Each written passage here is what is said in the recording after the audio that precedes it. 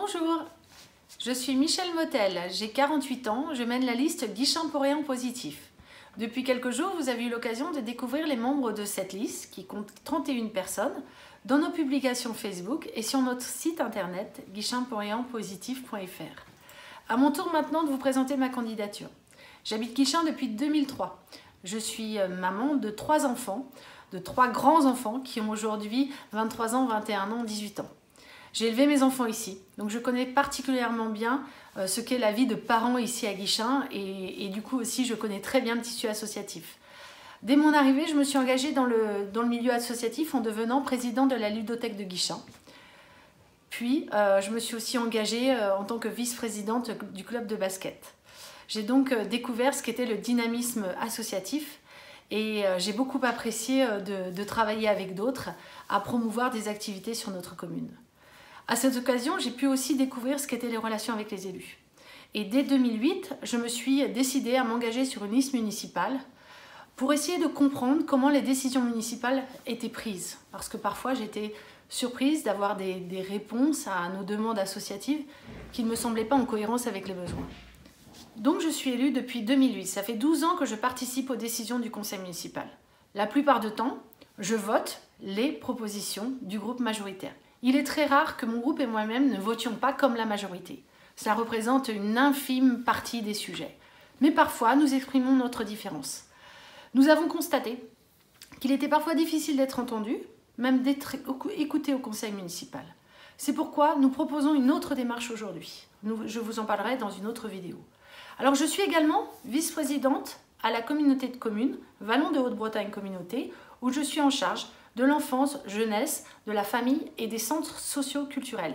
L'un basé à Val-d'Anast, l'autre sous dynamique associative, la MJC de Guipry-Messac.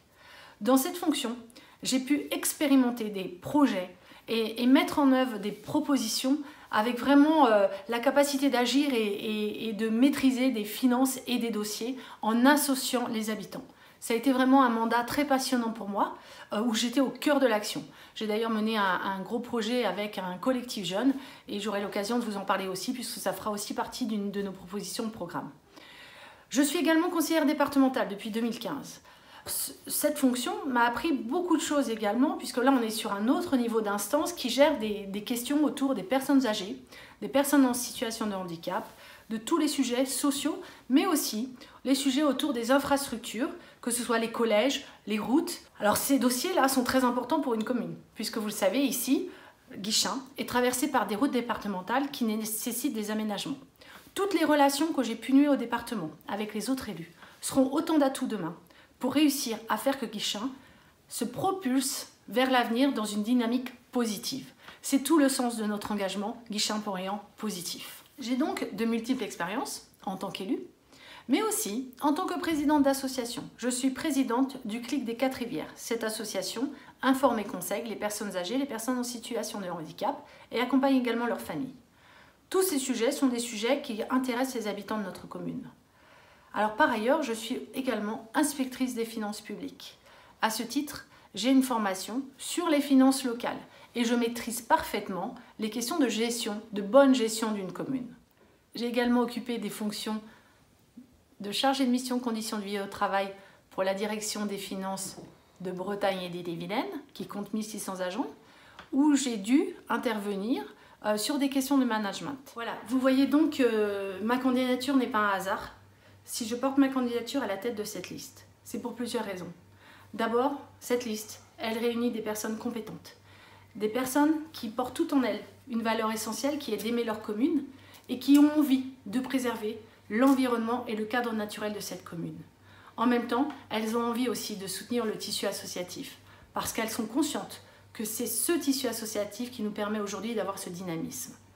Ces personnes sur cette liste ont aussi des compétences professionnelles importantes, du génie urbain, de l'urbanisme, de la compétence autour de la question de l'eau, mais aussi de l'environnement. Nous avons des professionnels de santé, nous avons des gens spécialisés en restauration. Donc voilà, une diversité, une richesse autour de l'enfance, de la jeunesse, qui nous permettra d'être efficaces quand nous serons aux manettes de cette commune. Parce qu'en effet, être un bon maire, c'est à la fois avoir des connaissances, du réseau, des compétences, des qualités humaines, et également être apte à diriger, une mairie, tout comme on dirige une entreprise. Voilà pourquoi je vous présente ma candidature.